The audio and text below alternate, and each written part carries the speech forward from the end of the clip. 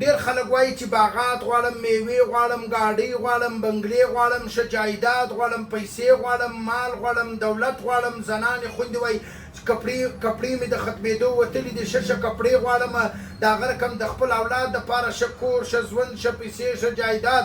زه وایم که چېرې ته دا شان غواړې، زه به تا ته یو داسې وظیفه چې د هغه درښامه د ځانه سره نوټ کړه، بیا به انشاءالله د الله تعالی په فضل و کرم سره بیا به و ما ته هم دعاوې کوې او بیا به ژوند به دې د خوشحالۍ ژوند وي. که چېرې بیا ستا هر ځای ضرورت وي، ستا به هغه ضرورت د الله تعالی په فضل و کرم سره پوره کېږي. دا یو توری د ځانه سره نوټ کړه. بسم الله الرحمن الرحیم. لفظ یا غنیو، یا غنیو، دا یو توری چې کوم دی دا به پر کاغذه باندې ولیکې، په خپل جیب کې به کښېږدی.